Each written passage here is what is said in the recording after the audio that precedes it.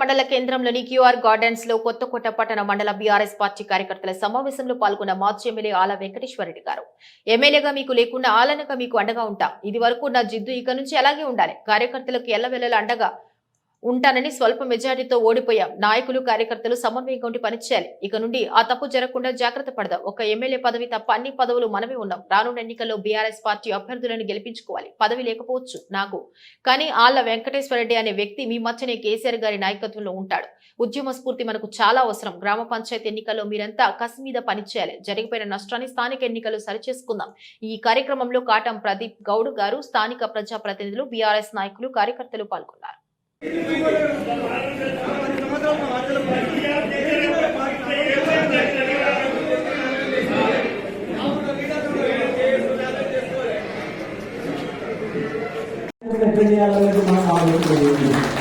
వ్యక్తులుగా ఆలోచన చేయటం, ఈయన నా మనిషి, ఈయన నా మనిషి, ఈయన నా మనిషి కాదు.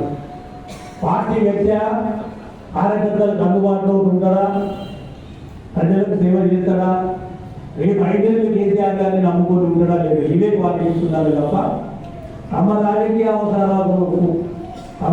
అవసరాల కొరకు వాడుకొని వదిలేసే పరిస్థితి ఉండొద్దు. అటువంటి రోజులు పార్టీలో ఉన్నా లేకున్నా కూడా ఇంత పడేది కాదు. పార్టీని కేసీఆర్ని ప్రేమించేటోడు ఉండాలి. రెండు వాళ్ళకి చూసేదాన్ని మనకి పార్టీ కొరకు కేసీఆర్ కొరకు ప్రారంభించేటోడు ఉండేదాళ్ళు. ఇలా మనం గత 10 సంవత్సరాల కాలంలో ఎంతమందిని ఎక్కడ ఉంటే ఎవరిని ఎప్పుడు మధ్యలో ఉంటుంది. డెవలప్మెంట్ వరకు ఇవాళ మనం అవకాశం చేయలేకపోవచ్చు. కానీ కార్యకర్తలు కాపాడుకునే దాంట్లో, కార్యకర్తలు సహాయం చేసే దాంట్లో ఎవరికి ఏ ఇబ్బంది వచ్చినా మనం 10 సంవత్సరాల కాలంలో ఏ రోజు కూడా ఎవరిని ఇబ్బంది పెట్టలేదు. 10 సంవత్సరాల మనకు ప్రజలు అవకాశం ఇస్తే ఒక సింగిల్ కేసు మన నియోజకవర్గంలో నేను పెట్టలేదంటే మీరు అర్థం చేసుకోవాలి. వేరే నియోజకవర్గాలకు మనకున్న తేడా. అందుకే ప్రజలు మనం ఆశీర్వదించు కాబట్టి దగ్గరికి వచ్చి మనం పోగలిగాం. వాళ్ళు చెప్పిన వేరే హామీ కావచ్చు. మనం 100 మంది ఉంటుంటుంది, వాళ్ళు 10 మంది కూడా లేదు. 10 మంది జిడ్డు మీద పడ్డ ఇంట్లో 100 మంది కూడా నీళ్ళు పెట్టుకుంటుండేటోళ్ళు. ఏమైందా ఏం లేదు, బ్రహ్మాండం ఉంది. మన ఊరు బ్రహ్మాండంగా ఉంది. అవతలలోనేమో ఉన్న 10 మంది 5 మంది కాళ్ళకు కల్పం కట్టుకున్నట్లు 100 సార్లు కాలు మొక్కుకుంటా. తెలంగాణ 2014లో మన పిల్లలు ఎలా పనిచేసినో అంతకంటే గొప్పగా ఇలా వాళ్ళు పని చేయగలిగారు. కాబట్టి రాత్రి 2 గంటలైతే 3 గంటలైతే కూడా కొత్త తిరుగుతున్న పరిస్థితి. నేను 2 గంటల వరకు రోజు నేను ఫోన్ మాట్లాడుతూ ఉంది. అవన్నీ ఆలోచన కావచ్చు.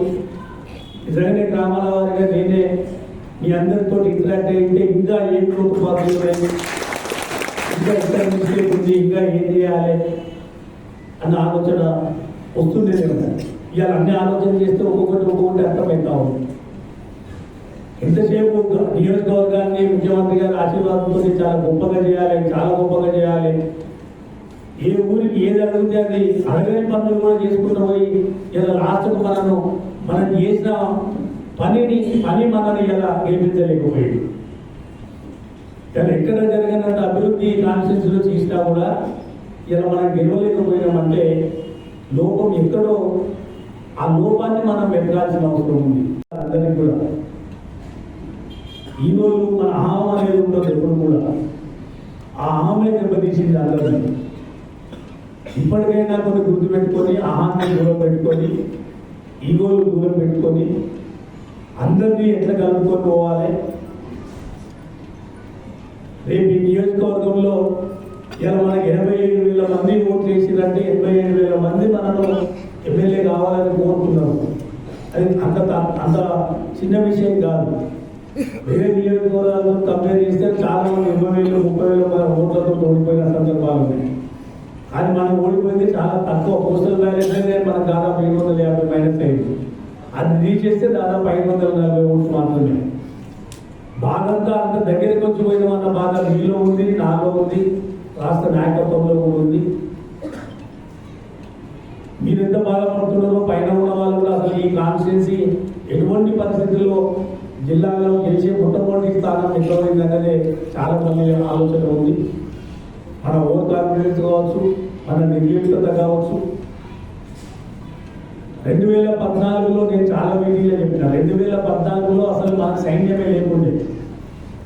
కానీ ఉన్నది ఎంత సైన్యం ఉన్నది, ఈ ఉన్న సైన్యానికి 2014 జిల్లు తోడైతే అసలు అవతల పార్టీలకు డిపాజిట్లు వచ్చే పరిస్థితి ఉండదు. కానీ ఆ జిల్లు అనేది లేకుండా పోయింది. ఎందుకో నిర్లిప్తత ఏర్పడ్డది.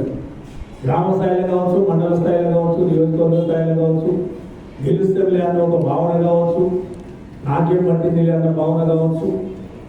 దాంతో ఈ ఇబ్బంది జరిగింది. నేను చాలా మీటింగ్లో మీకు చెప్పేవాడిని, మనం నమ్ముకున్న కార్యకర్తలు వేలాది మందిగా ఉన్నారు. ఇంకా అవకాశాలు కాని వాళ్ళు చాలా మంది ఉన్నారు.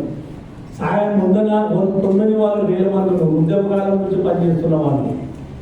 కొంతమందికి సాయం అందించింది, కొంతమందికి హోదాలు వచ్చింటాయి. కానీ రాని వేల మంది కొరకన్నా మనం గెలవాలి, ఆ తపన ఉండాలని చాలా మీటింగ్లో చెప్పినారు. ఇబ్బంది పెట్టిండొచ్చు, లేదు మన మధ్యలో ఉన్న వాళ్ళే కొంతమంది కోర్టులలో ఇబ్బంది పెట్టిండొచ్చు. జరిగిన తప్పుల నుంచి మనం చాలా నేర్చుకోవాల్సి ఉంది. జరిగింది జరిగిపోయింది, దాని నుంచన్నా మనం రేపటి భవిష్యత్తు కొరకు మనం ఏ విధంగా కార్యాచరణ రూపొందించుకోవాలి. రేపు మన ముందర ఉన్నది స్థానిక సంస్థల ఎన్నికలు. నియోజకవర్గంలో ఉన్న ఈ 5 సంవత్సరాల కాలంలో ఎమ్మెల్యేతో పాటు నియోజకవర్గంలో ఉన్న అన్ని స్థానిక సంస్థల్లో బీఆర్ఎస్ పార్టీకి సంబంధించిన వాళ్ళే అధికారంలో ఉన్నారు. ఎంపీలు కావచ్చు, జడ్పీటీసీ కావచ్చు, సివిల్ చైర్మన్లు కావచ్చు, మున్సిపల్ చైర్మన్లు కావచ్చు, కౌన్సిలర్లు కావచ్చు, సర్పంచులు, ఎంపీటీసీ.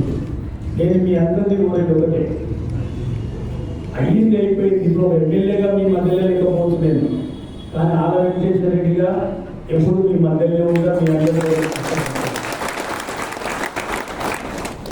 అందుకే రేపు జరగబోయే దాంట్లో మళ్ళా 100% మన పార్టీకి సంబంధించిన నాయకులే ఎట్లా గెలవాలి అనేది మనం ఆలోచన చేసుకోవాలి.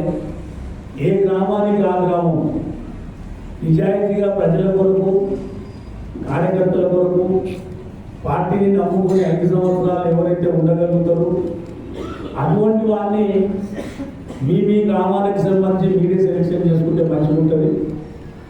ఎందుకంటే రేపు 5 సంవత్సరాలు మనం పార్టీ కార్యకర్తలు కాపాడుకోవాల్సిన అవసరం ఉంటుంది. అందుకే స్థానిక సంస్థల ఎన్నికల్లో 100% మనం గెలవగలిగితే కార్యకర్తలకు అనేది బూస్టర్ ఉంటుంది, కార్యకర్తలకు అనేది ధైర్యం ఉంటుంది. ఒక ఎమ్మెల్యే పదవి లేనంత మాత్రాన అయ్యేది ఏం కాదు. కానీ ఇది పోయి స్థానిక సంస్థల్లో కూడా మనం నష్టపోతే కార్యకర్తలు గత 15-20 సంవత్సరాలుగా పార్టీని నమ్ముకున్న వాళ్ళు చాలా మంది ఉన్నారు. అటువంటి వాళ్ళని కాపాడుకోవాల్సిన అవసరం ఉంటుంది.